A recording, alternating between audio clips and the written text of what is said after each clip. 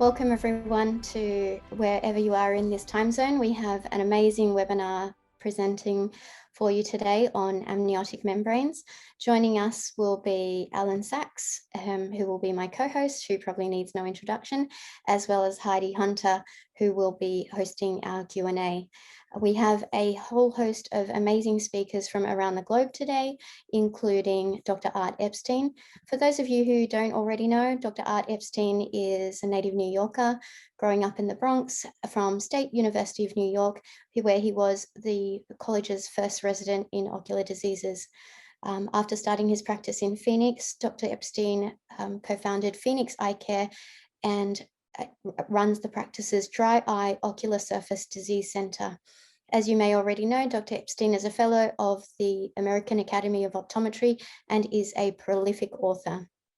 Heidi, as you guys know, is an optometrist and owner of Custom Eye Care, an amazing practice in Newcastle, qualified with ocular therapeutics. She has worked with corneal ophthalmologists and in refractive surgery clinics before, and she is extensively experienced in specialty contact lens fitting. We also have Jay Tadanya today, who's the president and CEO and founder of ISP Surgical, suppliers of Amniotic C. Jay currently lives in Indonesia, but you will be able to spot a US accent from Jay. And welcome to Jay. We also have Nicholas Young, and Nicholas is an amazing optometrist, graduated from the Biological Sciences in La Trobe University and an honors degree in genetics. Following a PhD, he now runs the Dry Eye Centre in Melbourne's eastern suburbs. So we're very lucky to have Nicholas share with us his insights about his early case studies. And last but not least, we've saved the very best for last. We've got Professor Stephanie Watson. Professor Stephanie Watson is a corneal ophthalmic surgeon who specialises in cataract, corneal and laser surgery, who has extensive expertise in eye disease in adults and children. Having completed her studies in Moorfields Eye Hospital in London and Manchester Royal Eye Hospital in the UK, and her PhD, we're very lucky that we have Stephanie in Sydney with the Safe Sight Institute and her clinical practice, and she's won some amazing awards.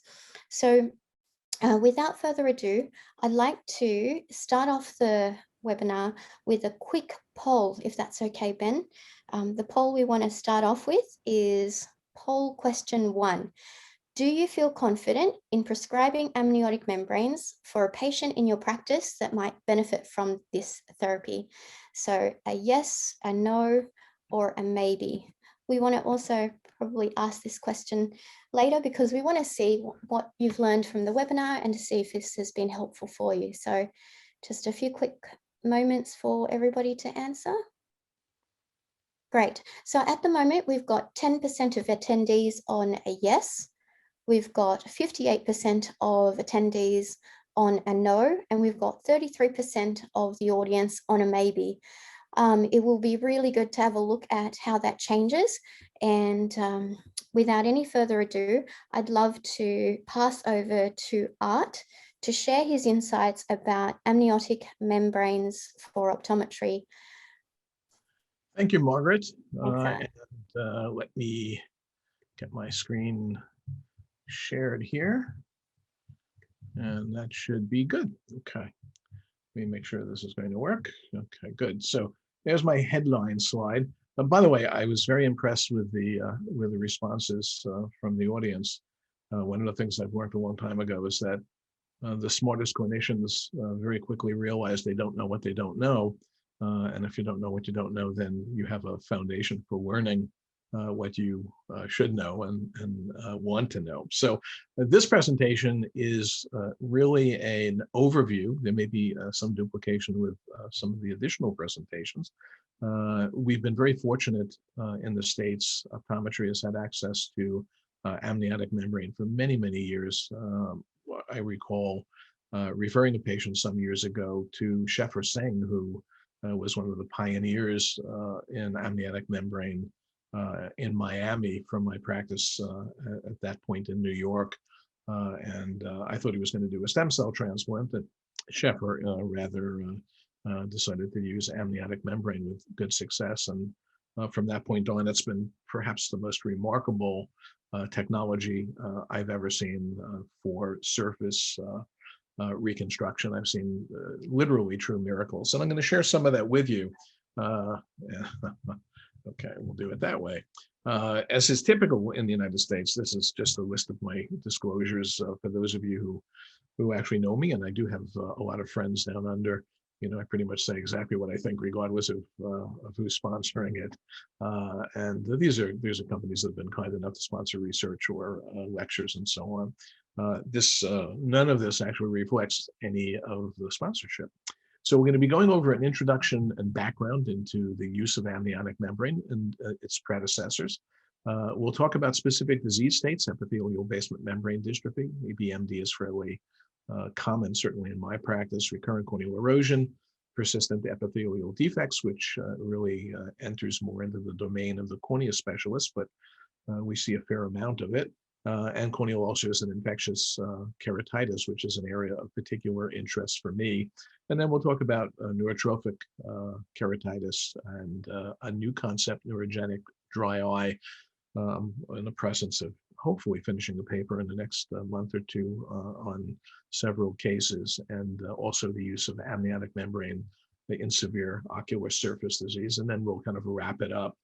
I wanted to start with bandage lenses, and the reason why, one of the things that amniotic membrane does is it protects the eye from the external environment. And bandage lenses are indeed a temporary protective environmental barrier when the normal barriers that the ocular surface environment produces dysfunction. You know, obviously the lipid layer is a very effective stabilizing factor and evaporative barrier, but also, you know, connotes a significant amount of separation from the environment. And we use bandage lenses without amniotic membrane in a number of cases, with the understanding that there is increased risk, but for some patients it could be a lifesaver. It's certainly not an ideal situation, and generally is a temporary stopgap, if you will.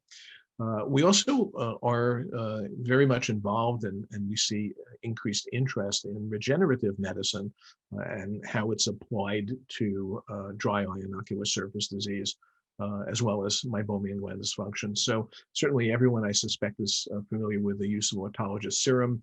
Platelet-rich plasma has also been used. In fact, I just got a question about that the other day, although I don't particularly use much of it. Instead, I typically use more amniotic fluid products, which kind of leads us to amniotic membrane. We do have at least 2 manufacturers in the States that make an amniotic fluid drop, Regenerize Pro, they now call it, which was the original, as well as the light version, which is less expensive and more stable in the normal environment, and Stimulize, which I have no experience with. Anecdotally, you know, based on my own experience, I have seen some regeneration of atrophied glands. So regeneration is something that is possible, at least in my experience. Amniotic membrane devices, as I mentioned, are an incredible adjunct for the management of many of these patients. It's well within the purview of the optometrist who's comfortable in managing surface disease, and we'll go over individual cases in just a moment. And there is some evidence, a paper by Pedram Hammer's group in Boston, that suggests that at least cryopreserved membrane, which is one of the options we have in the States, can help regenerate corneal nerves. We actually have a medication that's accessible or available in the States called, excuse me, Oxervate, that certainly does regenerate corneal nerves, which has been demonstrated on confocal microscopy as well as in clinical practice. And one of the nice things about dry amniotic membrane is that these products are easier to insert, easier to manage, and certainly a lot more comfortable for the patient. That image is of a cryopreserved membrane, and you can see it's suspended in a PMMA rather thick ring. It's not particularly comfortable for the patient. So let's talk about the diseases that we can manage with amniotic membrane. A few months ago, I had the good fortune of participating in a consensus panel. This is derived somewhat from that. So epithelial basement membrane dystrophy is a not uncommon disorder occurring in 15% of the population. You have to look for it. Certainly fluorescein can help, as I'll show you in a photo in a moment. Identify it. It represents relatively elevated areas due to abnormal basement membrane, often associated with recurrent corneal erosions. Typically, it's silent, and most patients don't even realize they have it until it either disturbs their vision due to the irregularity, topographic irregularity that it causes, or they have recurrent corneal erosion, and then they have these painful episodes, typically waking them up from sleep or unwaking in the morning. Some patients actually have dry eye that's worse because of the topographic abnormality, increased evaporation. But primarily, it's something that produces, visual consequences and can disrupt calculations for cataract surgery, refractive surgery as well. These patients complain of, poor quality vision, fluctuating vision, and it should be noted when you have a patient that you have difficulty coming up with an endpoint in refraction. Certainly a good slit lamp exam, especially with fluorescein, can turn wonders when you find it.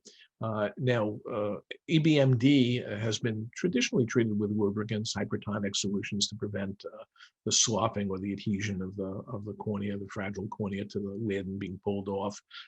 In some cases, bandage contact lenses, and we'll talk about recurrent corneal erosion and treatment for that in just a moment. But in situations where bandage lenses aren't really effective and the patients aren't compliant with hypertonic solutions and they don't like it, other things have been attempted: PTK, stromal puncture, epithelial debridement, with or without polishing of bulbous layer. And in many of those cases, debridement or debridement, if you will, is not only necessary, but can be amazing. I've had patients go from 20/40 minus with glare to a sharp 20/20 after debridement and use of amniotic membrane to promote rapid healing. Debridement alone does nothing to address the inflammatory basis and doesn't promote healing. And these images are fairly classic. We'll see figures based on, we'll see fingerprint-like figures or structural figures. You can see how nicely they show up with fluorescein because they're elevated, and as the patient blinks and windshield wipes away the outer layer of fluorescein, it really shows the elevated areas very, very nicely. And in some cases, you end up with little dots and all kinds of other little figures, which can be very disruptive to vision. So the optimal use of amniotic membrane is really after the patient has had the offending tissue removed with debridement. By itself, it may be helpful. I've seen cases where it has helped without debridement, but I found, at least in my experience, it's not particularly so unless you get a little bit more aggressive. And in many cases, the epithelium is so poorly adherent that a simple wax cell, a little bit of topical anesthesia, which also promotes removal of the tissue, and the tissue will just literally come off by itself. You're not really debriding or doing a superficial keratectomy, which I know is something of concern to optometrists from a regulatory point of view. But literally, especially if they've had a recurrent corneal erosion, that abnormal epithelium just comes literally pouring right off. Persistent epithelial defects, as I mentioned before, are often associated with abnormal epithelial structure. It's defined as an epithelial defect that does not heal within a relatively short time, 48 to 72 hours. In many cases, these just go on and on and on. You'll see this nasty gray rolled edge of a defect, and this just will not seal. The persistent epithelial defect occurs fairly rarely. As you can see in the United States, the data suggests about 100,000 patients annually, and certainly it's more common in a cornea specialist practice, or if you have a specialty optometry practice, especially one focusing on dry eye and surface disease, you'll see a fair amount of this. Very often we'll see this in neurotrophic keratitis. I'll talk about that in a little bit more detail when we cover neurotrophic keratitis, but it's not limited just to that. We see this in patients who have fairly diseased eyes. Traditional therapy is lubricants, preservative-free lubricants to make sure that toxicity isn't playing a role, bandage lens to promote healing and prevent blinking from disrupting the healing epithelium. Sometimes we'll see tosaraphies, and in more serious cases, full thickness or lamellar corneal grafts. And as you can see here, only about 60% of persistent epithelial defect patients heal within 4 weeks of being treated with conventional therapies. Lubricants really don't work. These patients are very, very, very difficult to manage. Sometimes scleral lenses can be very, very effective. They're hard to fit because of the abnormal topography and difficulty in fitting the scleral adequate way. But realize that when you have an exposed cornea like this, you increase your risk of infection, although they thankfully don't often get infected. But very often there's a neurotrophic component, which makes a corneal transplant somewhat difficult. And you really want to do everything you can to help promote healing. Amniotic membrane is miraculous in these cases, and certainly in my experience. It works by having very profound anti-inflammatory effects. It promotes reepithelialization. We get virtually no scarring. We'll also talk about the lack of scarring in microbial keratitis that we see with amniotic membrane as well. And it works as a bandage contact lens because it is in place using a bandage lens or acts as a bandage lens in other ways. And there is evidence that there is regeneration of corneal nerves, which minimizes the neurotrophic component. So one of the nice things about amniotic membrane is there is evidence that it has anti-infective properties just naturally, which helps to prevent infection in addition to any antibiotics that you would use for coverage. And amniotic membrane also makes the patients feel better because they get better. And as you can see here, this is not a happy situation for the patients. They do very poorly when they present. And in fact, many cases are scary enough that it's wise to consider referring, especially if you have a fellowship-trained cornea specialist in the near vicinity. The optimal use of amniotic membrane in the treatment of persistent epithelial defects is place it using a bandage contact lens and cover with a fluoroquinolone. I typically use a second generation fluoroquinolone like ofloxacin. I don't typically use ciprofloxacin because of its tendency to deposit, but I'll use moxifloxacin as well. And it's first line. It should be done, as quickly as possible when you encounter these patients. And these patients really do very, very well as the inflammation recedes. Recurrent corneal erosion is something that we see. It's fairly classic in eye care. The patient will call up and say, "My God, I was woken in the middle of the night. I, felt like someone was stabbing me in the eye." They typically have a history of ocular trauma, usually with vegetable matter or organic matter, a tree, a branch, or something of that sort, sometimes a fingernail. The original abrasion heals, but then several months later, they'll begin to experience these recurrent corneal erosions. Sometimes it'll occur after prior surgery as well. And as you can see here, about 20 to 30% are associated with epithelial basement membrane disease, again, because of the poor adherence of the epithelium to the underlying cornea. And patients who have dry eye disease usually have worse cases. The patients that are hard to manage as dry eye patients, the diabetics, the patients, with significant meibomian gland dysfunction, blepharitis, ocular rosacea, are difficult to manage, probably because of the increased presence of inflammatory mediators, which can interfere with epithelial healing.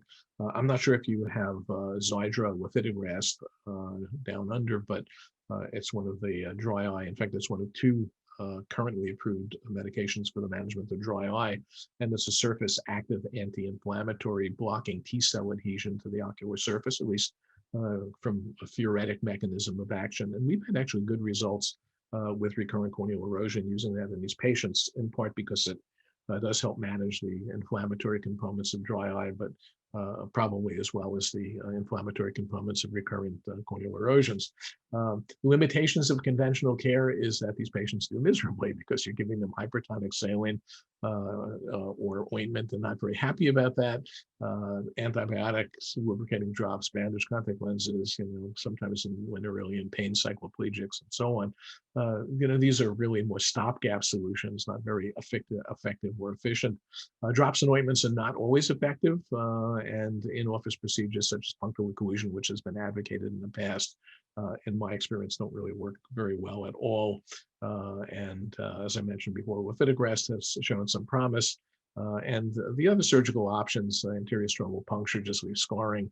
PTK works, but it tends to be very, very aggressive. So a first line would be to remove the abnormal, non-adherent, poorly adherent epithelium using debridement, and then use amniotic membrane in a bandage lens. And here you can see some good examples of how significant this could be. You can lose very, very large areas of cornea, which just are poorly adherent, and underlying this is a lot of inflammation. Regenerative wound healing benefits, that's what really amniotic membrane is all about, causing regeneration of abnormal tissue and bringing things back into line. Optimal use in recurrent corneal erosion. Amniotic membrane reduces inflammation, promotes rapid healing, effective healing, and has been, from a clinical perspective, really actually one of the most beneficial uses of amniotic membrane. So very, very effective. Let's talk a little bit about the concordance of epithelial basement membrane disease, recurrent corneal erosion, and dry eye. So EBMD does create a significant topographic disturbance, which actually can promote dry eye due to poor wiping. A lid wiper doesn't work very well over the abnormal corneal epithelium. We often see recurrent corneal erosion in this particular subgroup of patients. As I mentioned before, recurrent corneal erosion can be exacerbated by local inflammation and the damage that enacts on epithelial adhesion complexes. That's pretty much, I covered some of that. Let's talk about ulcers. Again, an area of great interest for me because I come from a time where contact lenses were associated with significant microbial keratitis, and had the good fortune of working with Eric Donenfeld and Hank Perry in New York in a cornea practice. So I had a fair amount of experience both in their practice as well and in the hospital setting as well. Infectious corneal ulcers are obviously a misery for patients who are so affected. Contact lenses are a primary cause, but we see ulcers from a variety of microbes. We see bacterial, protozoan, fungal. We see viral etiologies as well as other odd organisms. And infection of the cornea is one of the primary causes of visual loss and blindness worldwide. So it is a significant issue. This is one of those moments of regret clinically. This is from when we first opened our office, literally, I think it was the first week or two in Phoenix, Arizona. Unlike New York, no one takes emergency call. And we got an emergency phone call from a patient who was actually over 3 hours distant from our office, who couldn't find someone to manage the white spot on his cornea. And this is an image of his central ulcer. We took some OCTs, anterior segment OCTs, and you can see the depth of the damage. And this is what he ended up with when all was said and done. And had I had amniotic membrane in the office at that point, you would not have seen this. You would have maybe not seen a pristine cornea, but in my experience, it would have been pretty close, pretty close to 20/20 end result. The conventional standard of care is basically treating the infection with either a fluoroquinolone or formulated antibiotics, concentrated in the office. For some reason I'm blocking on it, but it's late in the evening after a Saturday here in Phoenix. Topical steroids are often used to reduce inflammation, although that still is somewhat debatable, even though we've had some fair research on it. And conventional therapies, in simple terms, we have a choice between anti-infective activity as well as infection control. I'm sorry, inflammation control to minimize the scarring that occurs. Amniotic membrane treats corneal ulcers by the presence of collagen growth factors and counteracts the potentially cytotoxic effects of topical antibiotics. Really, it's the more the regenerative effects, in my experience, that actually helps promote a very, very robust healing process. You see very rapid enhanced epithelialization. Patients' pain disappears, which is always a good prognostic sign for healing. The haze that we see as the healing occurs is markedly diminished, and inflammation is definitely reduced. Now, what's nice is amniotic membrane actually has antimicrobial effects, which work synergistically with antibiotics. So we see, much more dramatic healing, reduces the potential for penetration, perforation, and we see virtually no scarring, at least in my experience, even in fairly severe ulcers. Now, once you get to the point where, the patient has waited very long and you end up with significant stromal loss, you don't get complete coverage, or I should say complete recovery, and you do end up with some problems, but the difference is really tremendous between not treating with amniotic membrane and treating with amniotic membrane. Okay, optimal use of in the treatment of corneal ulcers. It's relatively simple. For me, as soon as you see a patient, I immediately institute an amniotic membrane in addition to antibiotic therapy. Personally, I'm not big on initiating steroids early on. I still subscribe to the steroids reduce the body's innate response to a pathogen. I know there's data that suggests the difference is relatively insignificant from a clinical point of view, but I just feel more comfortable delaying addition of steroids. And in the case where I've used amniotic membrane, the amniotic membrane actually does an amazing job of reducing inflammation and promoting healing. When you have a patient that has a negative initial gram stain and you don't know what's going on, and you might be prudent and wait for culture results if you've taken them. But frankly, in practice, especially if you're in the outback or someplace where you don't have access to a cornea specialist, or you do not do cultures, there's relatively little to be lost by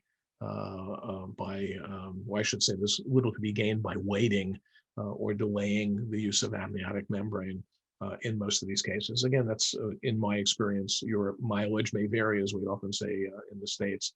And many of these patients are not going to have good outcomes, and these patients don't do well. Some won't do well with corneal transplants, and they'll end up with significant scarring and visual loss. So in patients who have suspected viral infections, and you would make that differential diagnosis, clinical observation, amniotic membrane works quite well. And again, you're looking at inflammation as a guidepost for whether or not you can use amniotic membrane. Bacterial and viral infections, I think, do extremely well with this. When you're dealing with suspected protozoan, like Canthamoeba, or you have a fungal keratitis, which we sometimes see, we had an outbreak several years ago, I think 2006. Certainly, you would be somewhat hesitant to immediately initiate amniotic membrane for a number of reasons. You want to basically leave the cornea very accessible to what are rather unpleasant treatments. But amniotic membrane can be placed once the infection is under control. It doesn't interfere with normal observation. Generally, the amniotic membrane can be removed and then replaced afterwards. In the US, we can use multiple amniotic membranes that's covered by our insurance providers. You can measure intraocular pressure right over the amniotic membrane and so on. Now, amniotic membrane also has great utility in patients who have inflammatory dry eye, which is something that's near and dear to my heart because we're talking about patients who have systemic autoimmune disease, as well as patients who have severe dry eye where normal homeostatic control mechanisms won't right the ship and inflammation is invoked. An amniotic membrane can be very, very effective in reducing inflammation. It's not permanent. The underlying etiology that causes the surface disease will recur, but it does buy the patient a lot more comfort, a lot more function, and a lot more time. So as we get to the end of this presentation, we'll talk about two major things: neurotrophic keratitis Again, this may be outside of the comfort zone for many optometrists. It doesn't have to be because it is manageable. It's a well-defined condition. If you pick up your textbooks or search on Google, you'll see that it's often associated with herpes simplex keratitis, probably the most common cause. Chemical, physical burns, neurologic surgery. I'll talk about that. I have a case in a moment. Corneal, ocular surgery as well. We see it in post-retinal surgery, buckling surgery, contact lens abuse, topical drug and anesthetic toxicity, which we sometimes see certainly in the US, radiation to the eye or adnexa. Many years ago, I had a great case with Hank Perry that was published in the American Journal of Ophthalmology, and in severe dry eye. 3 stages. Stage 1, epithelial irregularity, usually, punctate keratopathy, fairly dense, but no true epithelial defect. Stage 2 is our old friend, the persistent epithelial defect with the classic rolled edges. It's typically oval in shape. I'll show you an image in a moment of one of our patients. Usually stroma isn't involved, and it doesn't seem to be particularly frightening, but you do see edema in some of these patients, and by the time you get to stage 3, it's a mess. Stromal involvement, corneal ulceration, melting, and you can end up with perforation. The treatment for neurotrophic keratitis, amniotic membrane is the first line.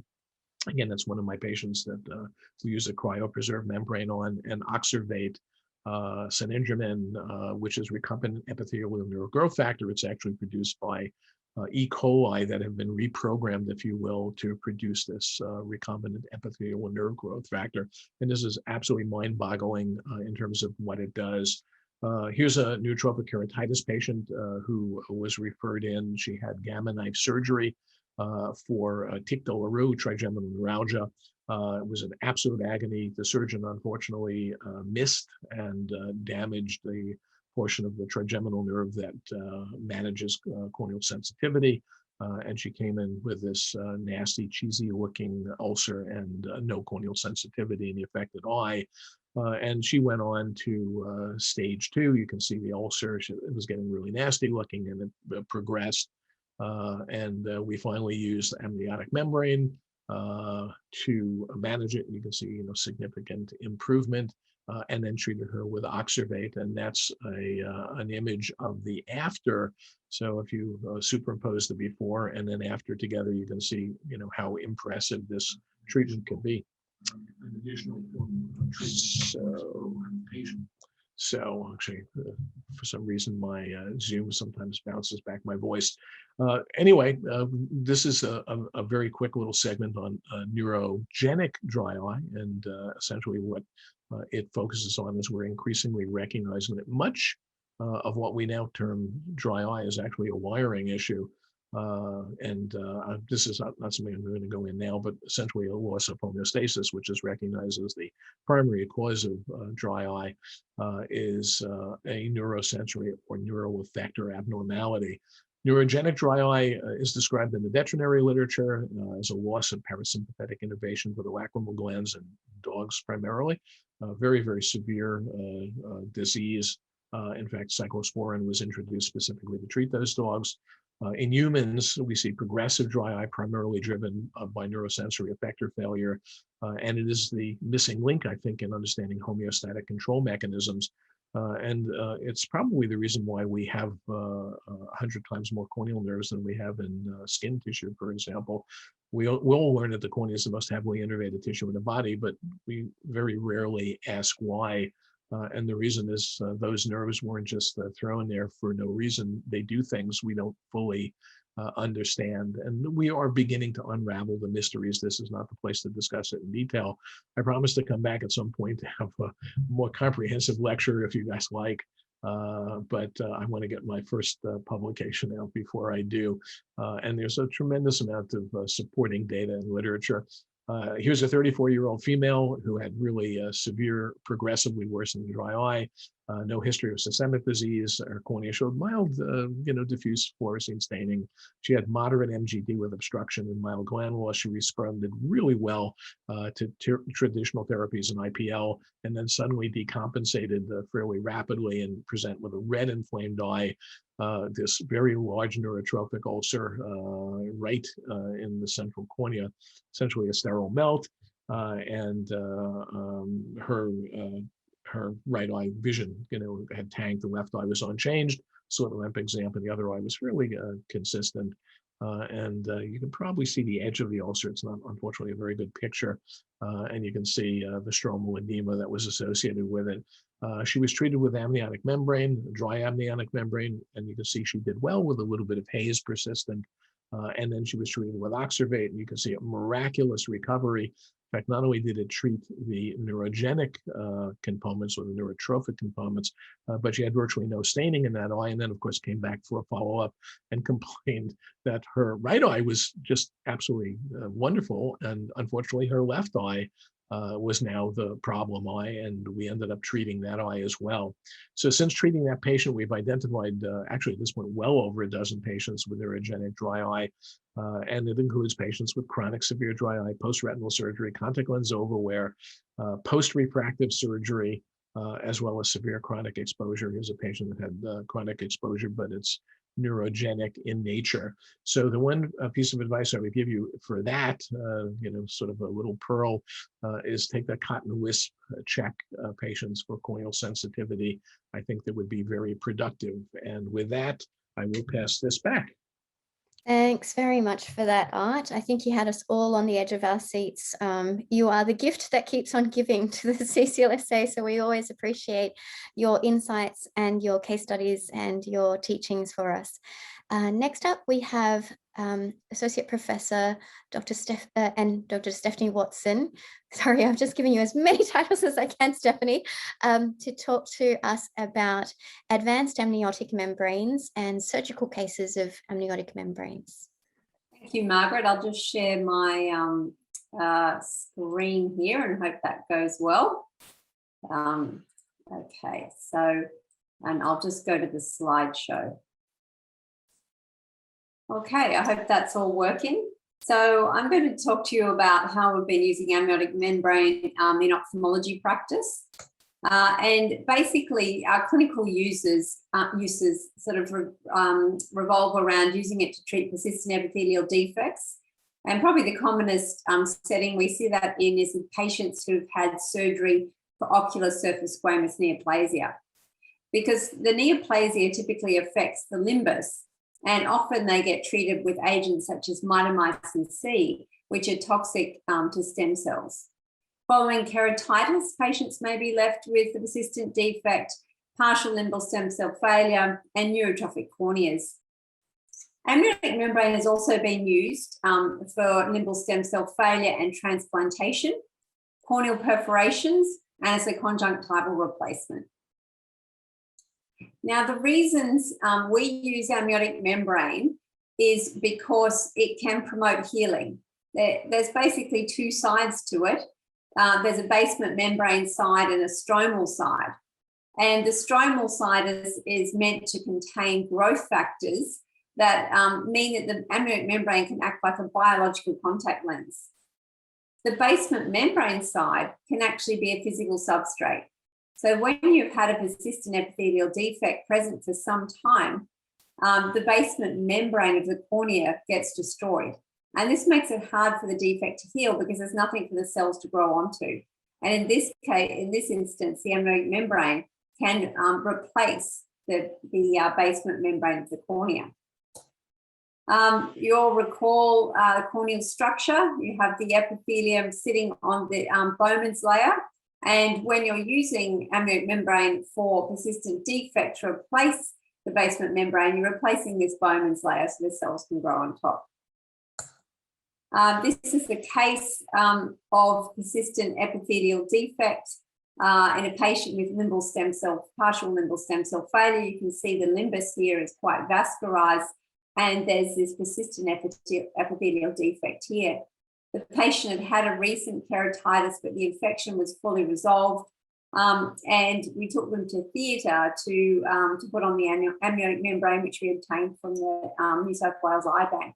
And at that stage, we had the Zeiss OCT microscope, so we're able to view live the membrane going on. So you can see here the profile of the cornea and the area where the basement membrane has been destroyed and the cornea is thinned.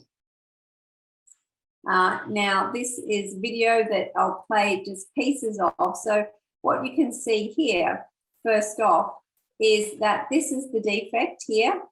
And what is happening is I've stitched the piece of amniotic membrane into the defect. And this is so it sits in the base of the defect so that it creates the new basement membrane and the cells can grow over. So we're just tucking it in around the edge, and then we'll fast forward. And then the next stage of the surgery, so a bit of blood there, hopefully that's not too gruesome for everybody. The next stage of the surgery is we then get a second piece of amnion and we place it over the top of the whole cornea. In this instance, the basement membrane side is up and the stromal side is down because we want the growth factors to reach the cornea that's underneath to promote the healing. So there's two ways it's acting. This first layer we expect will fall off. It's just a temporary bandage contact lens. And this we place around the cornea. And look, it's a bit delicate amniotic membrane, sometimes can come away fairly easily. And so we secure it down in place. Okay, this is, let me just go to the next slide. This is the cornea now of the amniotic membrane, and you can see that it's thickened up the stroma here. And following the procedure, we have the amniotic membrane secured around the cornea, which will fall away, and then the piece of amnion in the epithelial defect. Okay, this is another case. This is a patient that had an OSSN, and again, they had a persistent defect. And this is what the appearance of the cornea was after. So when you do stitch a membrane into the cornea, into one of these defects, it can appear opaque afterwards. So you have to make a decision about whether you're going to do that within the visual axis. This is another typical case where we might use an amniotic membrane in surgery to heal a defect or replace a basement membrane. I did a child like this last week who had ankyloblepharon, and they were born with their eyelid stuck to their cornea. And if you just take the eyelid off, it will easily re-stick back down. The cornea will be quite scarred. And so we can use the amniotic membrane to repair a bit of the cornea, place it over the top to prevent recurrence. Stem cell failure.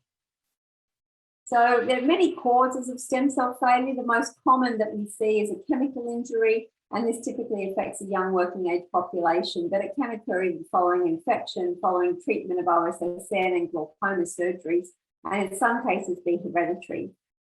And in the initial stages, you see a whorl-like keratopathy with a dull corneal reflex, vascularization of the palisades, and persistent epithelial defects.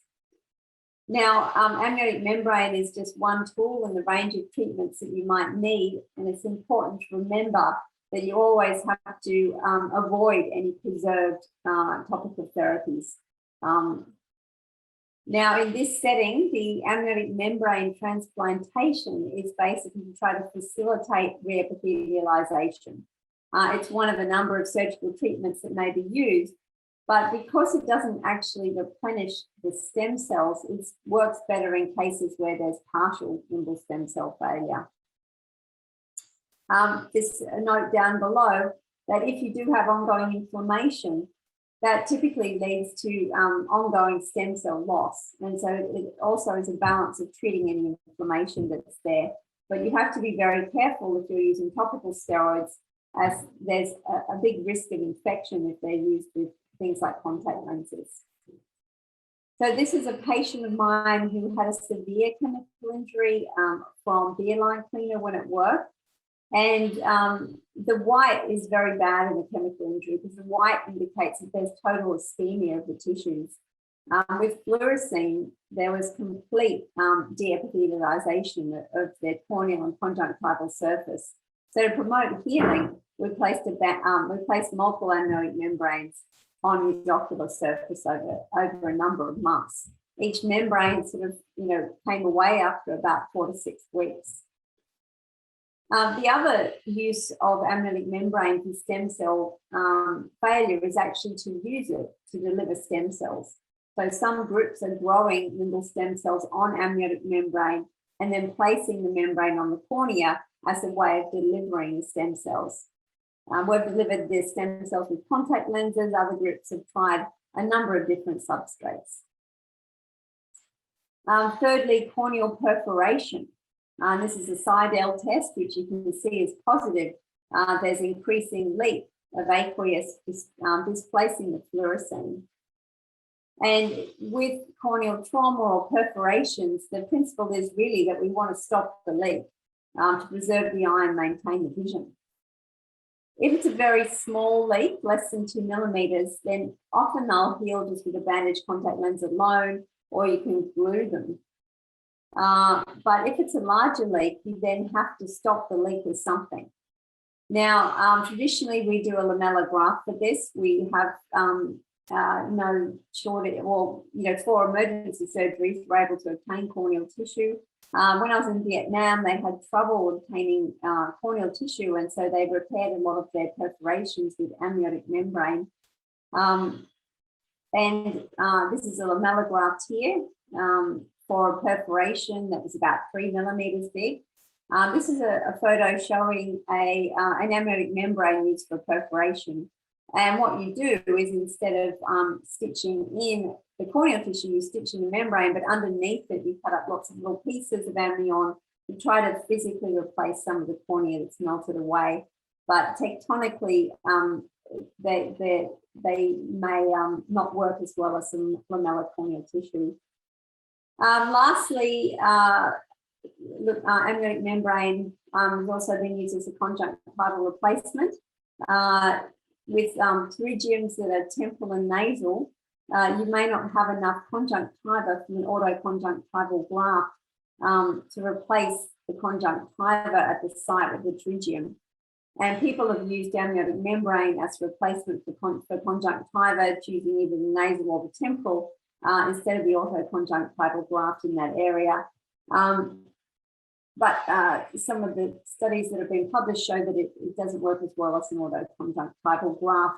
But often, if we are using in this setting, it might be in combination with also putting the membrane on over the top just to promote healing, because we know there's large areas of the conjunctiva that have been affected. It can also be used by glaucoma surgeons to try to heal up bits of conjunctiva, such as where there's exposed tubes. Thank you. Thanks very much, Stephanie. That's really, really helpful. Okay, so where to next is we have a sponsor talk. As you guys know, the Cornea and Contact Lens Society of Australia is a not-for-profit organisation, and we're dedicated to providing information to improve your clinical practice. Without the generous help of you guys as members, as well as sponsors, we're not able to bring these wonderful presentations. So there's a really quick sponsor message from Taneka from Ophthalmology, and this webinar was also brought to you by ISP Surgical, who's represented by Jay. So we just got a quick moment for Taneka from Ophthalmology to share her message with us. Okay. Thank you, Margaret. I will just my screen share. Perfect. So who are AFT? So hopefully you all are already familiar with hopefully AFT Pharmaceuticals and our products. We do have a large focus on a preservative-free dry eye care range, foremost obviously with your Hilo Fresh and Hilo Forge. and your good Vitapost, which has been a stable product for a very long period of time, and now with the addition of Novatears and the recent line extension for Novatears with omega-3. So Novatears is a preservative-free product, no phosphates, no surfactants, and no water. It does last for 6 months from opening, so really good longevity from opening the Novatears. Size-wise, you've got a really small drop. It's actually about 1/3 of the size of your Hilo Sports. You're looking 10 to 12 microliters as opposed to your Hilo Fort, which is 30 microliters in the measured dose, and traditional eye drops can be anywhere from your 50 to 60 microliter size as well.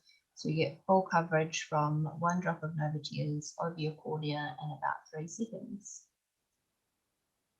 So if you have got patients that are struggling with lipid layer deficiency, your Novatears will spread really quickly and easily, helping to seal in that water layer underneath, replenish your natural lipid layer, stop that surface evaporation for your lipid layer deficiencies, and thicken the outer layer of the tear film.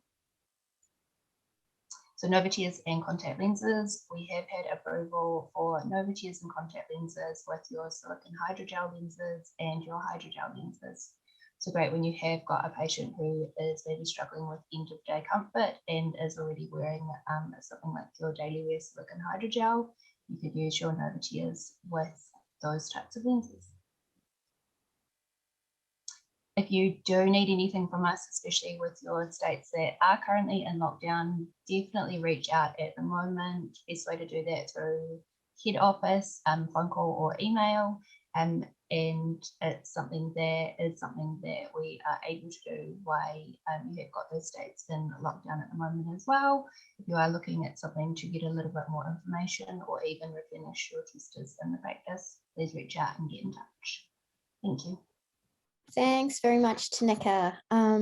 You guys all know the amazing benefits of Novatears and Hilo Forte and Hilo Fresh. So and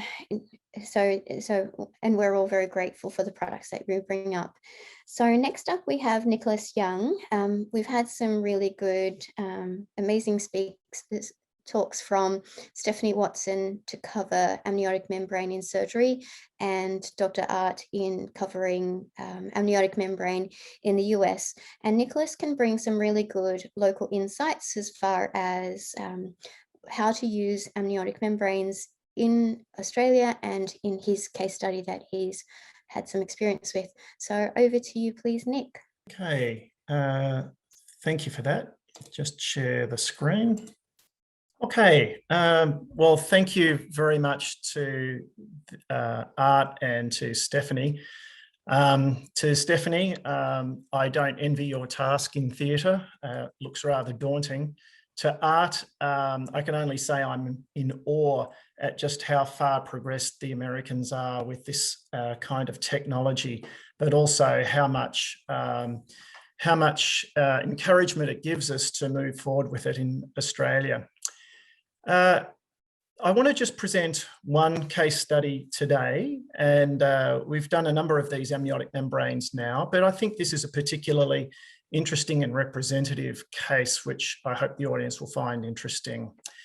So I'd like to just give you a little bit of an insight into the background of the presenting indication for this patient, GR. Now, patient GR was the first patient to receive an amniotic membrane in Australia under the new rules, allowing optometrists to prescribe and perform these procedures. So this patient has a rare condition called primary immune deficiency syndrome. And this is a family of rare diseases of which there are over about 400 variants currently documented in the literature. Now, the main feature of this is a defective immune system, which leads to an increased risk of infection and inflammation in the body. It's typically onset at birth or early childhood, but can occur at any age and affect any gender. The main signs and symptoms of PIDS can include frequent and recurrent infections, pretty much to any tissue or organ structure in the body. a range of blood disorders, delayed growth and development, and a range of autoimmune diseases as well. Our patient GR has two conditions. The first is common variable immunodeficiency, or CVID. Now, as the name suggests, this is a more common variant, but keeping in mind that PIDS overall is very rare. There are many ocular manifestations of this condition, and our patient had already experienced uveitis, keratoconjunctivitis, and optic neuritis as just 3 of those conditions before or in the lead up to seeing us or being referred to us. She suffers from a second condition, which is a rare defect of the INO80 gene, which results in immunoglobulin disease as well. This means that patients cannot readily switch from production of immunoglobulin M to any of the other immunoglobulin classes. So typically these patients present with raised concentrations of IgM in their blood and either deficient or absent other immunoglobulins. So the product we used is the one that's now available in Australia for this kind of application. There are others available for other circumstances, as Stephanie has alluded to in her talk. But this is called Amniotic C, which is manufactured by ISP Surgical, a sponsor of today's presentation. Now, this is a biological. It's approved by the Therapeutic Goods Administration under the Special Access Scheme for use by ophthalmologists and appropriately qualified optometrists. As with any procedure like this, we would only perform this treatment on one eye at a time. The procedure is quite simple, really. We just simply anaesthetize the eye. I use binoxonate for this. It's a softer, gentler anaesthetic than tetracaine. We place a speculum to hold the eyelids apart, and then we cover the cornea with the membrane, as you can see in the bottom left image there. It's very important with this amniotic membrane to orientate it correctly. It has 2 orientation markers, a wider one and a narrower one, and the wider tab needs to sit clockwise to the smaller tab in order to ensure that the epithelial surface of the membrane is facing the cornea. Now, the reason we want this is because corneal and conjunctival and amniotic membrane epithelial tissue are not too dissimilar from each other and quite compatible for this re-healing process. So once the membrane is in place, we can flatten it down and rehydrate it with the Wexel that you see in the photo on the bottom left as well. Once that's done, we place a bandage contact lens over the surface, and there's a few of these, of course, on the market. This is not a special bandage sort of a lens, just a lens that the patient can wear overnight. We send the patient home then and bring them back on day 1, at which time we check the cornea, we prescribe an antibiotic, and I use ciprofloxacin for this purpose. And the patient at this stage can also use modest amounts of lubrication. Typically, high-low fort, I think, is the one of choice here. Now, the membrane doesn't have to be removed. These membranes are incredibly thin, and it will degrade of its own accord in about 3 days or so when left on the surface. Sometimes a kind of a bubbling can be seen underneath the bandage contact lens to indicate that the membrane is breaking up. In my experience, though, it's more common to see that the membrane just seems to start to disintegrate and break up into pieces that are readily observable under the microscope, under the slit lamp. The bandage contact lens, of course, is going to have to be removed at some stage. There's no set rule in place about how long the lens is left. I tend to leave the lens in place for about 7 to 10 days. I find that this is a good period of time because the membranes have certainly dissolved well within that time frame, as I said, about 3 days or so. But by leaving the bandage contact lens in place, it ensures that that membrane is completely gone, and it also provides a bit of additional healing time for the cornea. So this is the case study as it unfolded for patient GR. She is a 27-year-old with PIDS, as I described previously. She's had severe dry eye and ocular surface disease in both eyes now for several years. This has caused quite severe dysfunction in her life and impacted her ability to work.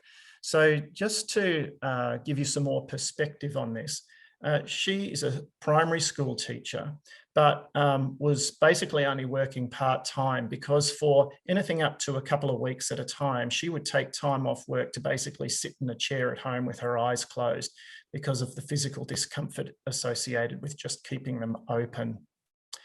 She was pretty much refractory to all conventional treatments for dry eye at the time that she was referred to me.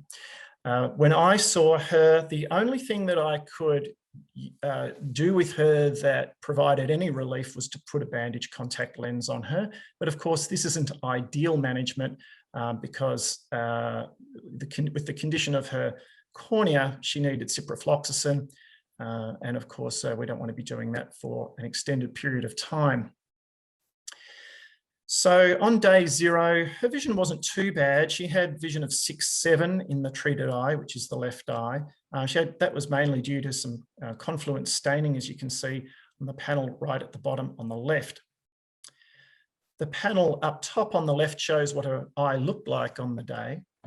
And 1 week later, the top right image shows what her eye was looking like. Bottom left is 2 weeks and bottom right is 3 weeks later. Well, she's currently sitting at 19 weeks post-treatment. Her vision has completely recovered to 6/4.8. She no longer has any pain or any discomfort, and nor has she at any stage since the procedure was done 19 weeks ago. She has no surface erosions occurring there. And from time to time, she uses high-low Fort.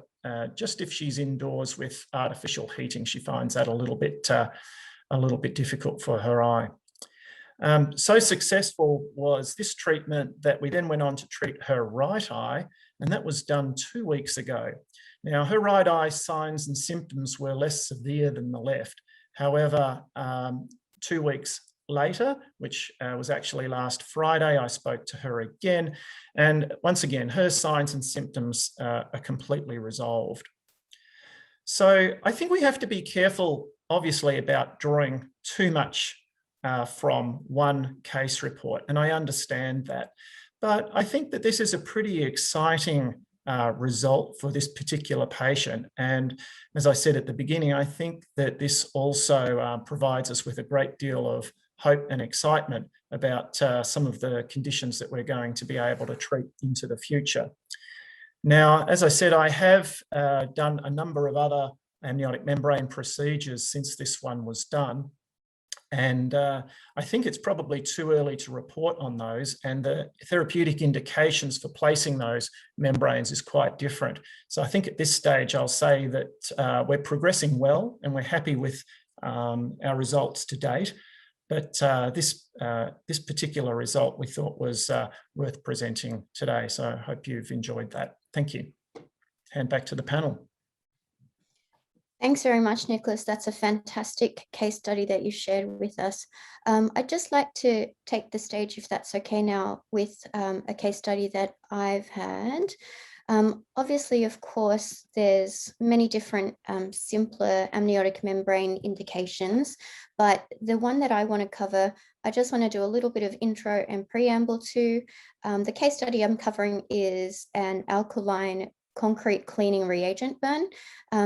As Nicholas has already discussed, a little bit of instructions on procedure for Amniotic C, specific to this amniotic membrane, and then instructions on how to apply to the therapeutic goods administration to increase your chance of success and approval. So exactly as Art and Stephanie have already covered, in terms of intro and preamble, the amniotic membrane works as a mechanical barrier, and so that shields underlying epithelium from friction from blinking eyelids.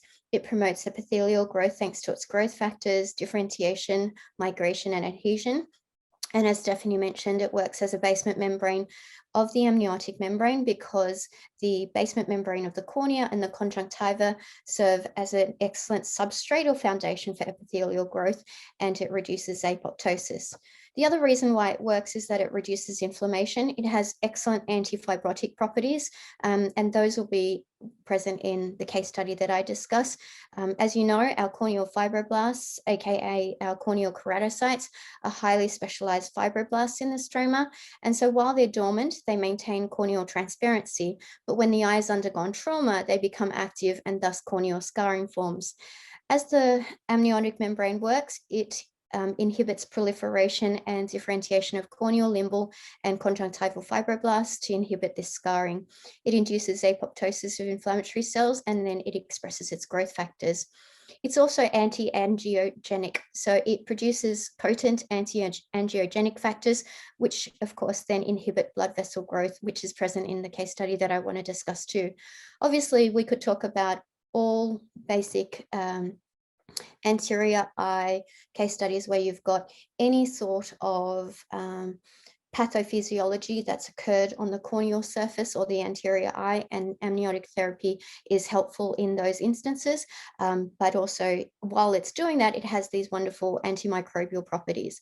Just like Nick mentioned, I would still cover it with antibiotic prophylactic coverage, but naturally, inherently, it has some really strong antimicrobial factors too. It is also non-immunogenic. That means that unlike a corneal graft, we don't have to be concerned about prescribing steroids while we're prescribing amniotic membrane. And unique to the eye, we don't have organ or tissue rejection. So the case study I want to talk about is this guy, JR. I've looked on the internet, and this is about the closest picture that I have of what JR looks like in real life. And it's about his alkaline concrete cleaning reagent burn. So when I saw JR, he is a 47-year-old male. His occupation is he runs a concreting business and a concrete cleaning business. So his chief concern was that his left eye had a severe eye injury in the middle of last year. He was in a high pressure job situation where he was time pressured to clear rubble lines with compressed air using a highly alkaline concrete cleaner. It's a really strong concrete cleaning agent. He admitted that he was using quite dangerous techniques in order to be able to complete the job, and the alkaline content of the hose is very, very destructive. Unfortunately, in this instance, he was not wearing safety glasses because he found them impractical in obscuring his view, and unfortunately, something went wrong. So the concrete debris and the alkali concrete cleaning agent was lodged in his eye. At the time, it felt like it was severely burning his eye. The hose contents, as I mentioned, were really high alkaline, and this hit the eye directly with huge fragments of concrete and lots of small grit of concrete at the same time. He said that it was intensely burning. Meanwhile, I'm taking this history and I'm trying to remain professional, but my jaw is like on the floor because of how serious this is. He was called, he called his work site to report. Nobody answered because he was an independent contractor. So he had to resort to his wife coming to pick him up and then driving him to the medical center. All the while I'm thinking of the time that's lapsed in all of these things, and I'm sure you guys are too, knowing how serious alkaline burns are and how the longer you leave it without irrigation, the worse it is, because it will just keep burning and burning through until it completely self-destructs. So at the local medical center, cotton tips were used to get out as many concrete foreign bodies as possible, and saline was used to flush out what they could in his left eye. From there, he was taken to the hospital. Unfortunately, the corneal ophthalmologist was at the hospital at the time. The corneal ophthalmologist removed with scalpel the remainder of the concrete. This is told from his point of view, so I'm sure he's talking about with the appropriate surgical needles, and the remainder of the concrete as much as possible with slit lamp. Then he recalls spending 8 hours with a water torture mechanism to flush out the eye to get it back to as close as normal to normal pH. At the end of each bag, the hospital tested the pH of his eye. The patient at this stage seemed to think that there wasn't much improvement, so he self-selected to stop midway through the night and return home, and he just unclipped his bag. So as a result, the eye now feels constantly quite sore and quite irritated and very light sensitive. So when I assessed JR in his right eye, he was a VA of 6.9, which was just simply a refractive minus 0.75, which I corrected. And then his left eye was seeing 6 out of 120 and 6.9 together.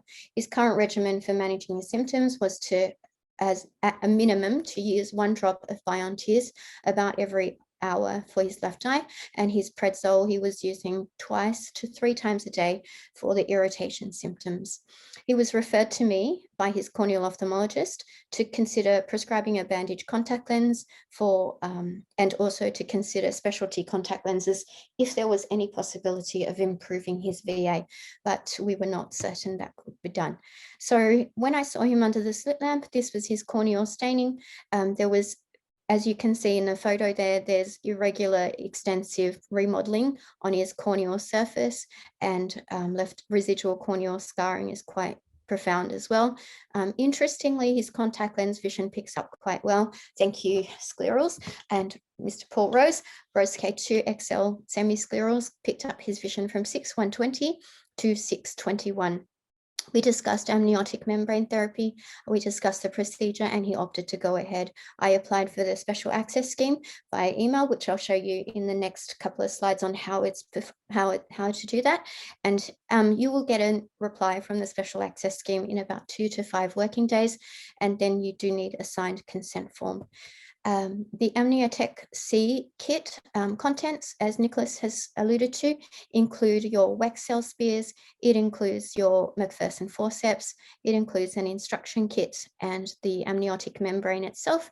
It does include a bandage contact lens. I have mixed feedback about how that bandage contact lens performs. So I have used a variety of different Australian contact lenses and found some of them to be better than others. A typical couple that have worked well have been Biofinity and Air Optics too, not so much. Obviously, all of this is off-label for the use of these contact lenses, and also AccuView Vita and AccuView Oasis were both quite good too. The scissors that are in that kit are BYO also, and maybe a tap on the back for Jay and Amniotic to maybe consider sterile scissors, but you've got to supply your own scissors if you want to cut off the tabs. So just like Nicholas has mentioned, please apply anesthetic. I use oxybuprocaine 0.4% minims because it's in the practice and it's preservative free, either using lid retractors to open the eyelids, or in my case, I've used a willing assistant with another optometrist, use wax cell spears to patch dry the cornea. In Australia, we have no coverage for professional indemnity for corneal debridement. So that's something that we've got to really consider in the use of this therapy. And there are mixed reviews internationally, which is a good panel question, I think, for Art, about whether corneal debridement is absolutely necessary or not. We've had good results without debridement. Check the side of the amniotic membrane, as Nicholas says, and then make sure that the larger tab is clockwise to the smaller tab, just as in the picture that you see, just so that the correct side is applied to the cornea. This is obviously optional, but I found that cutting off the locating tabs with scissors helps to reduce the irritation for the contact lens before the amniotic membrane goes on, and place the amniotic membrane gently on the surface of the eye, being careful to place it with the larger tab clockwise to the smaller tab. Gently unretract or let go of the eyelids from your willing assistant. And then I've used for prophylactic antibiotic coverage, ciprofloxacin 0.3%. Look, I believe as long as it's going to be in the family of the ciprofloxacin or fluoroquinolones, you'll have better antibiotic coverage, considering that it's a bandage contact lens, and then also instruct the patient on the use of lubricating drops if their eyes feel irritated. In this, I like to use Hyaloforte 0.2% as required, and just for the patient to put it in when it's irritated. Instruct the patient, which is going to become relevant in this case, and this is a foreboding warning, strictly do not rub the eye. Obviously, if a patient's not used to a contact lens being there, they just have to be cautious that there is a sensation of something there, but it's not painful. I also give the patient a small limited supply of a few vials of anesthetic, but it's a very few number of vials with very strict advice to really use it quite sparingly if they only really need it. And there isn't a prescriptive time guideline on follow-up. So, but I've used a guide of following up on day 1 to make sure they're okay, somewhere in the middle, day 3 or 4, day 7, and then day 10 if the membrane is still there. So when you apply the bandage contact lens, this is what the eye will look like, and this is what his eye looks like. Use Weck cells to gently pat the cornea dry and smooth out any trapped air bubbles within the contact lens and within the amniotic membrane. You're obviously applying a circle to a spherical shape, so you're going to have small folds in the amniotic membrane, and these are unavoidable. And just do your best to smooth out the shape of the amniotic membrane and ensure that the amniotic membrane is intact and over the area of the epithelial defect or the pathophysiology or trauma you're trying to cover. So this is what JR looked like on his first follow-up. You can obviously see the bandage contact lens is still there after a few days. The folds of the membrane are a little bit difficult to detect, and the membrane has started to appear to semi-dissolve. In this case, by the way, this is after a few days and not immediately the day after. The second follow-up, we had a little bit of an uh-oh moment. I pre-warned you guys that there was a little bit of a hiccup in this case study, but I thought that the change that I've seen in this eye was worth seeing and sharing as a case study. I asked him how he felt, and he said, oh, it feels really comfortable, as though there is nothing there. We look under the soot lamp and it's very difficult to see if there's anything there at all. And when prompted, we asked him, could you have possibly rubbed your eye? And his answer was, yes, I have rubbed my eye. And so unfortunately, this is about day 3, and there's no amniotic membrane and no bandage contact lens in his eye anymore. So we had a look at what his staining looked like and thought, okay, let's assess things at this rate and see what's going on.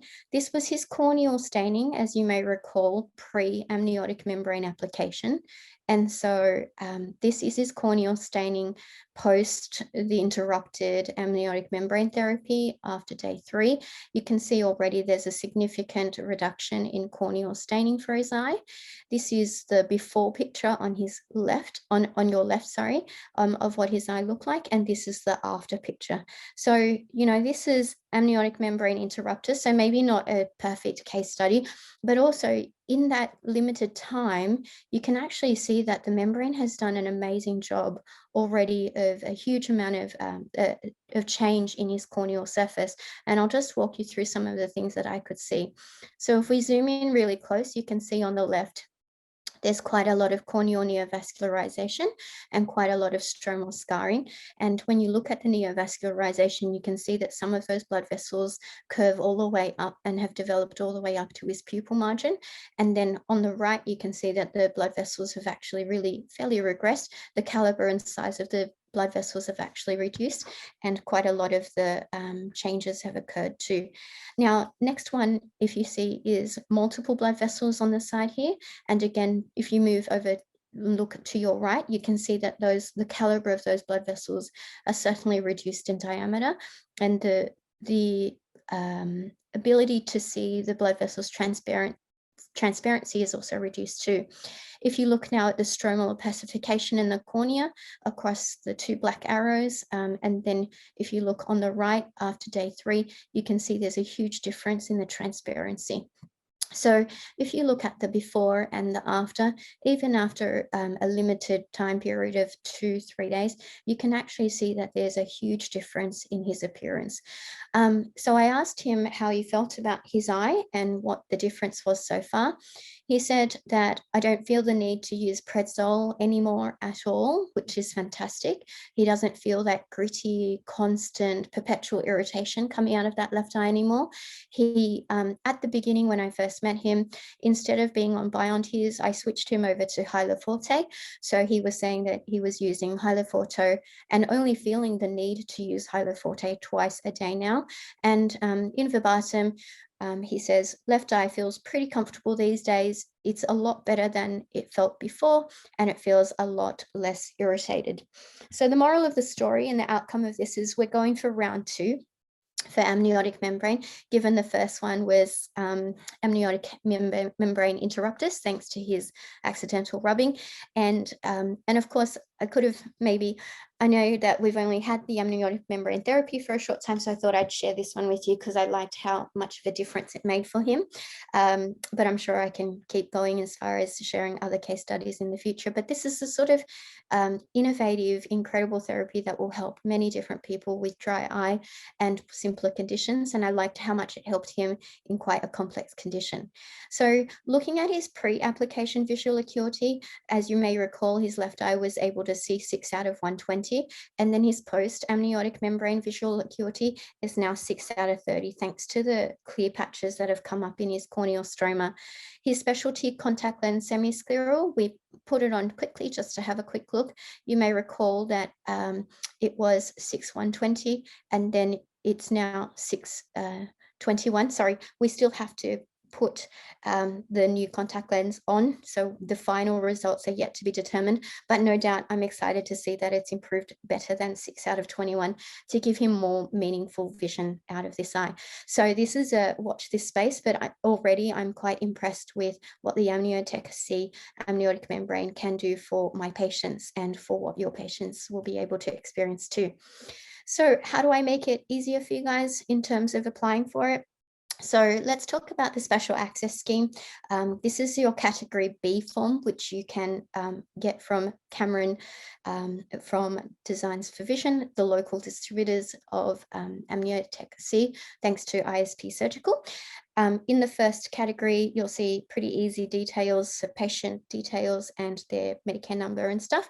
And then Nicholas and I separately have had a little bit of a couple of goes at this, and we've seen that the simpler that you make the diagnoses and the indications and the clinical justifications for your application, the more likely you will have for success. So for example, if you put in diagnosis and indication neuropathic dry eye, unfortunately sometimes there's been cases where it's been rejected, because then it starts a whole conversation with the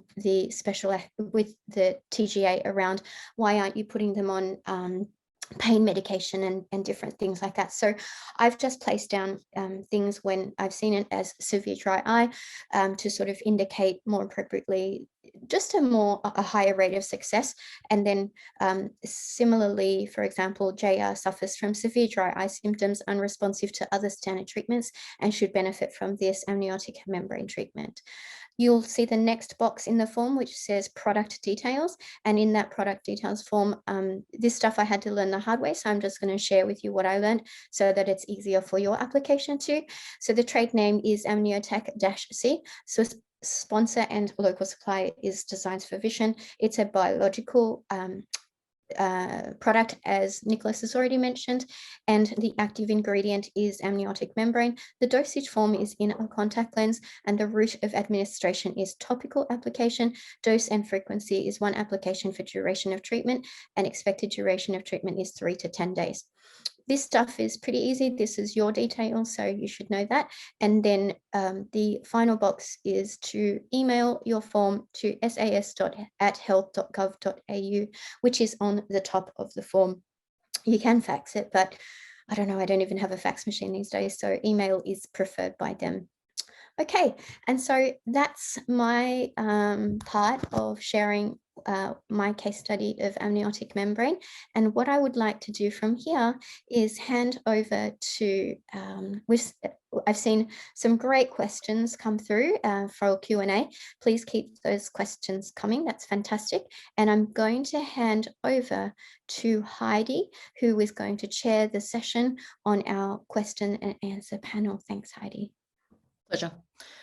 I just wanted to invite all of the speakers, if they would turn their mic and videos back on. We're on the downhill run now, and thanks, Art, I realise it must be after 9 p.m. on a Saturday night in Phoenix at the moment, and thanks everybody for giving up their lunchtime on a Sunday. I've been madly scribbling all of the questions that have come in throughout these talks, and my page is covered in questions that I've had to scribble out because they've been answered by the presenters. So credit to you guys for such comprehensive talks that there isn't huge amounts of questions really that you guys haven't already covered. So everybody's ready to go? Yep. Someone's sharing their screen. No, okay. I've got a question for you. You were talking at the beginning about the miraculous improvement for patients. Is it comparable in the improvement in signs as well as symptoms for patients, or do you feel like they get more of an improvement in signs and a little bit of an improvement in symptoms? What's your experience? Art, I think you're muted. Yeah. Thank there you. you go. All right, that will unmute me. I Thank have you. multiple muting methods these days. I mean, learned that sometimes you don't want to say what you don't want to say. What I started to say is that it's very hard to quantify differences in remarkable improvement. I can share with you that the first few cases that we did were shocking to me, literally shocking, because I had grown accustomed to seeing patients looking at large corneal ulcers, assuming that, and they were obviously in tremendous pain and in serious trouble. But I would think, oh, that's a 2200 ulcer or 2400 ulcer, or that's a hand motion ulcer. And some of those hand motion ulcers with amniotic membrane became 6/6. I mean, they became 20/20. So, pain in managing infectious keratitis is a great indicator of improvement. Sometimes the patient will come back pre-amniotic membrane, their corneas would look worse, but they would feel better, and that was always a great prognostic sign. So the pain doesn't always follow the physical reconstructive, regenerative properties that amniotic membrane confers. I did want to say just one thing quickly. I'm not a big fan of bureaucracy, and what you guys have to go through is, to me, the absolute height of insanity. We keep amniotic membrane in the office constantly. I mean, we would not be without it because in many of these cases, they need treatment immediately. By the time we would fill out a form, send it off to some bureaucrat for approval, the patient would end up with a perforated cornea. I mean, it's just, I can't even understand whoever came up with that crazy concept of triple guessing a clinician and a patient who has immediate need for an effective therapy. But I would urge you to follow the U.S. protests, march, chant, do whatever it is to affect change. It's just to me, clinically unsupportable. It's crazy headed. Anyway, I'll shut up now. Thanks. Heidi and Art, if I can add something to that there, we have a bit of a hierarchy here, and I totally agree with you, Art. So the optometrists have to apply to special access scheme and for use of the membrane, and we can't have storage of the membrane until we get application approval. But the ophthalmologists in Australia are allowed to have it in storage, ready to go when they want to as well, and apply for it down the track, I believe. That's a good thing, but the only thing that concerns me is that if you're in the middle of, literally the middle of the country, and there's no cornea specialist, then 400 miles, it doesn't help the patient very much. So anyway, I'll shut up. I might just add, if I could, that a panelist just popped in, someone who's just applied for one, and said the approval came through in 2 hours. So although we all hate bureaucracy, as this is a new thing for optometry, I think they're just trying to make it safe and careful. Australia has now become the second most litigious place on earth after the USA. So hopefully in another year, we won't need all this red tape. Thanks. Back to you, Heidi. No problem. And a lot of the audience have been asking questions around costing. So I'm not sure if anybody is able to answer that. It's a bit of a twofold question. It's a roughly, what does it cost optometrists to be able to get hold of these Amniotic Cs, and also what would roughly be the cost to patients? Sure, Heidi, I can help answer that question if you like. So as we know, ISP Surgical, thank you to Jay Tardania and his team, make the amniotic membrane, and then the the local supplier is Designs for Vision. And from Designs for Vision, at the time of the recording of this webinar, the cost of the amniotic membrane to practitioners is $580 plus GST. Obviously, we can't, go into a great deal of discussion around what we charge, but generally speaking, the charge for it to a patient somewhere for the Amniotic C sits somewhere between the 1,000 to 1,500 sort of price, considering all the visits that you need to take into consideration, if not, a lot of chair time and expertise and knowledge to be able to make sure that the patient is followed up appropriately. Nicholas, did you want to chime in on any of that as well? Yes, so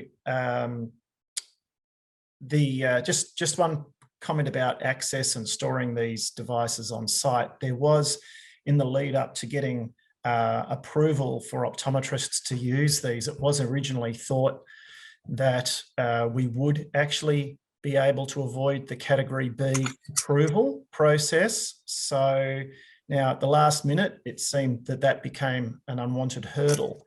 But as we go down the track, we might find that there is further review of that. I'm not quite certain, but that could be one of those watch this space things, just to consider just on that point. Apart from that, in terms of pricing and such like, I just add one point about advertising.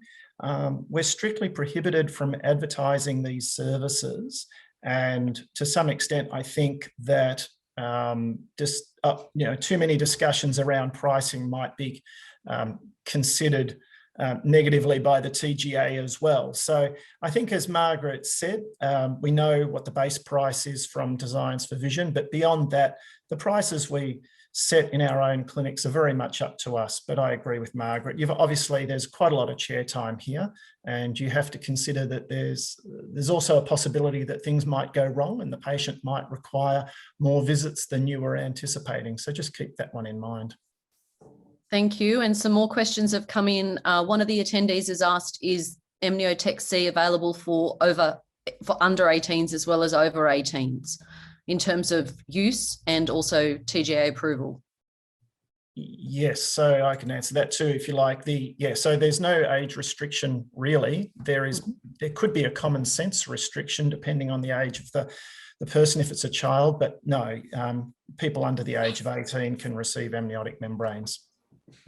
And knowing that most optometrists don't have the option in their consulting rooms to lay a patient down, from the amniotic membranes that have been inserted so far, the dry membranes that we're talking about, have they been inserted with a naked eye or under a slit lamp? So they're used with a naked eye. We don't use, or I haven't used slit lamps. I don't think Margaret has either. I'd be surprised if anybody does. It's ideal to have the patient in a somewhat laid back position, even if not completely. In fact, I don't think they need to be completely laid back, somewhere around 45, 60 degrees, somewhere around that angle is probably perfectly fine. The trick is to obviously be able to get the membrane on without it falling off. So you're not going to achieve that particularly well under a slit lamp. I'm sitting up, yep. And another attendee question was that, is it true that the amniotic membrane goes cloudy as it heals on the eye? Like if you said it dissolves in about 3 days, in that first 3 days, do you see any physical changes in the amniotic membrane as it's working? I think you mentioned bubbling. So the amniotic membrane starts off looking very cloudy, and typically your patient will go home not being able to see as well as when they arrived at the clinic, depending on what their cornea looked like to start with. So the cloudiest part is probably when you put the membrane on. As the membrane slowly disintegrates underneath the bandage lens, then the cornea becomes clearer.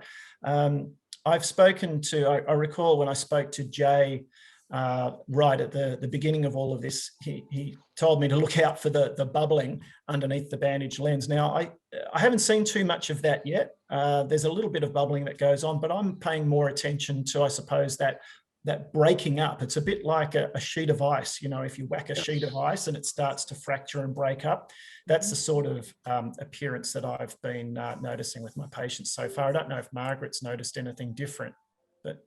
Yeah, Nicholas, I would agree with what you've described. I haven't seen bubbling, but I've seen the disappearance of the folds, and that was the easiest way that you could tell that the membrane was sort of using itself up in its therapy. And so again, from the beginning, it looks really cloudy from the very start, but as it degrades, it becomes clearer and clearer and clearer. So then you just get left eventually with with full clarity of just the bandage contact lens. So no bubbles for me either, but I could see the dissolving of the folds. That was the easiest way that I could see that the membrane was being dissolved. Thanks. Great. Thank you. And Jay, a question for you. If into the future optometrists are able to access these dry membranes without having to jump through the pre-approval hoops, how long, I know it's stored at normal room temperature or normal temperature, is that fridge or shelf? And what kind of shelf life would it have in your practice if you were to get one? Sure. From the day that we actually make the graft, package the graft, sterilize the graft, there's a 3-year shelf life. So it can be stored right up on your shelf, right next to your punctum plugs or whatever. But yeah, it's a 3-year shelf life. And geez, sorry about that. I think that's my cat. But yeah, it's a 3-year shelf life. We actually, from my experience in the U.S. market, we actually had the first dehydrated amniotic membrane in the world back in 2002. We had a 5-year shelf life. So, these last a long time at room temperature, and they're easy to ship. So thank you. Excellent. Thank you. And one final question is, all of the presenters have gone through the conditions that we would typically fit these patients with membrane therapy, and also where they would notice the most benefit. Is there any contraindications or reasons we shouldn't consider using amniotic membranes on patients with ulcers or severe dry eye or basement membrane dystrophy? Is there any contraindications that we should watch for? To me, very, very. Let me know. Well, we've been instructed not to use the amniotic membranes on active infections, which was a really interesting point to take on board from Art's presentation too. So I don't know if Art can add a little bit more, but I would be a little bit gun shy about any kind of active infection. Yeah, I was going to add, to me, that's one of the primary reasons to use it. Excuse me, but and the reason is that, if you have something that's truly unusual, in other words, if a person has relatively little experience with managing microbial keratitis and you've only seen a case or two here or there, then obviously, especially if you have someone you can refer to who has more experience and or more training, by all means refer the patient. It's foolish, it's foolish to try to do something you're uncomfortable with. But in many situations, even in populous areas, in Phoenix, for example, where we do have a reasonable number of cornea specialists, not an overwhelming number like we had in New York, we've not referred a microbial keratitis patient out yet in almost 8 years since we opened the practice, and we've treated many of them. There's relatively little downside to using amniotic membrane. The upside, as I mentioned before, is incredibly dramatic. The improvement with epithelial defects and with the other things. And again, the surgical use is completely different. That in and of itself is, a whole area of amazing, advances in therapy. But since the membrane has antimicrobial properties, unless you have something that's really weird, like acanthamoeba, where I honestly don't know, what the outcome would be of putting a membrane on top of that. Acanthamoeba may eat it and actually grow, for all I know. Fungus, likewise, I probably would be a little bit hesitant with that. But viral, bacterial, if you're reasonably sure and comfortable with it, I see no downside at all. If anything, I see tremendous upside. Thank you. And probably everybody can see in the chat, thanks to Cameron from Designs for Vision, he's popped a comment in there for everybody that says that you'll typically receive approval if everything's straightforward within 12 to 24 hours. Just, if I can, could I add a little bit to Art's last point and to discuss the use of it on infectious indications? I had the privilege of learning from Art in readiness for amniotic membrane therapy to come to Australia and to prepare for this webinar and workshops that we plan to host. But I think what Art mentioned to me was, you know, utilize amniotic membranes within the scope of practice and the type of case that you would normally feel comfortable with managing already. If you're not comfortable managing a central deep microbial keratitis, then you should be referring that out, and an amniotic membrane is not going to be something that you should then think, I'm going to put this on and then do differently to what I would normally do for a type of case. If it's I think the other challenge is, as optometrists, you're waiting for approval from the TGA. So this might be more an academic discussion at this point. But, you know, if you're comfortable with something where it's peripheral, it's if it's something that's extremely shallow, if it's something that may be of benefit, and you're doing antibiotic coverage as well anyway, that might be something that you would consider. But don't use it and be a cowboy with this. I would probably just recommend use it in a way in which you're already comfortable handling that type of case, and not to be a cowboy with it. And then I would love Stephanie's opinion on this from an ophthalmic perspective too, because, you know, we want to try and introduce this therapy, set some really good guides, but also we want ultimately what's the best for the patient in every single case. And that might mean collaboration with referrals as appropriate. So Stephanie, what would you say as far as managing infections with AM? Look, I think because it does change the appearance of the cornea. So, you know, particularly in the acute stage, if you've got an infection where you're not sure what the bud is, and, you know, it will make it a little bit more difficult to sort of follow that patient and figure out what's going on unless you have a lot of confidence in managing microbial keratitis. Look, you know, I think with new things, it's always good to start on cases that you're got a good handle on. And that way you'll get used to what the cornea looks like with the membrane on and how it behaves. And, you know, rather than starting on sort of, you know, overly, or cases that might be difficult, like keratitis, an evolving keratitis, where you're not in control of the case. So that's what I would say. And keratitis can go wrong very quickly. So I would build up your confidence of using the membrane and getting used to what its appearance is and how it feels and works for you. Good. Thank you. Thanks, everybody. Before I hand back to Margaret to close, it's probably a good time to run through our poll question 2, if you can, Ben, which you'll see is strikingly similar to poll question 1.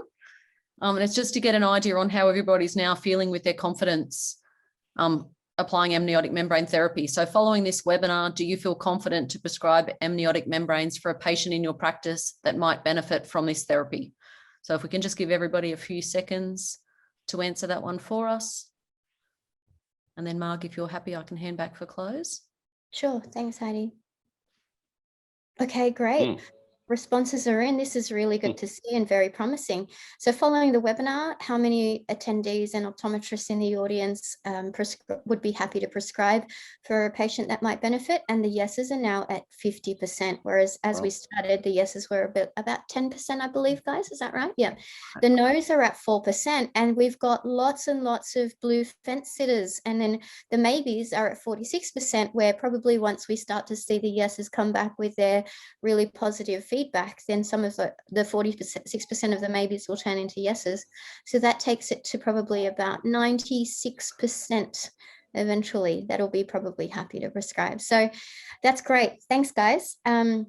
So, you know, in closing this webinar, what I would like to share with you guys is that prior to Sydney lockdown, and that certainly affected all of our spirits in Sydney, we were planning on hosting a workshop where attendees could get hands-on experience with amniotic membrane therapy in the Amniotic.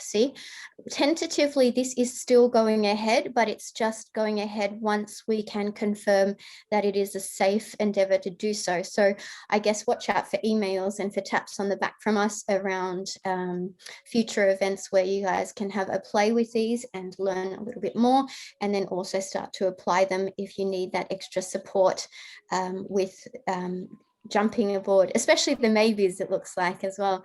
A few other things that I want to share is I want to share a really big thank you to Jade Tadanya. Jade I think you and your team are amazing in bringing together a product of this type of medical device that's been extremely beneficial for our patients. So for those who are in the audience, I would love you guys to really consider prescribing it for your patients of therapy. And then the most important of all, to Stephanie, to Art, to Alan and Heidi, my colleagues who've helped me put this together, and Martin, as always, in the background, and Nicholas and Jay and Taneka. Thank you all so much for your contributions. We've really, really benefited from this presentation, and we would love you to attend future events, share and mention this to your friends and colleagues so we can all learn together. Alan, did you want to say a little thank you to people before we close? I do indeed. You know, I just want to thank all our members and our colleagues, our sponsors, and in particularly the team at CCLSA that puts these things together. This has been a tremendous amount of work on the part of many people under a lot of pressure, both personal pressures and lockdown pressures and practice and everything else. Our board and committees give all this time for nothing as honorary positions. We thank them so much. There was some challenges getting this put together right up till, you know, the last minute. And although we'd love to present all these things to our members for free, we're a not-for-profit, as Margaret mentioned. After a couple of years of running at a loss, I'm very pleased to say that our interim figures this year are to break even, or maybe even make a few grand profit that we usually give back to research awards and that sort of thing. So please, for those of you who haven't renewed your annual membership, please do. We love having you on board. You know, I'm very passionate about the society. I've been involved in societies in South Africa, New Zealand, and now Australia. Without members and without people like our board and Heidi, Martin, Margaret, and everyone else in behind the scenes, is just fantastic. Stephanie, it's always a pleasure hearing your talks, and you're just amazing. And Art, similarly. Thanks so much, Jay, Tineke, all our sponsors. And if any of you who are watching this, and I know we've kept you pretty well engaged, please send us any ideas you'd like us to cover in future webinars, topics, subjects, etc. So I know you all want to go get some lunch and enjoy the pleasures of lockdown and watching Netflix, so I'll leave you to it. Thanks so much, everyone. Thanks, Ben. Thanks, everyone. Thanks, Ben. Stay safe. Stay safe. Great job. Great Bye. job.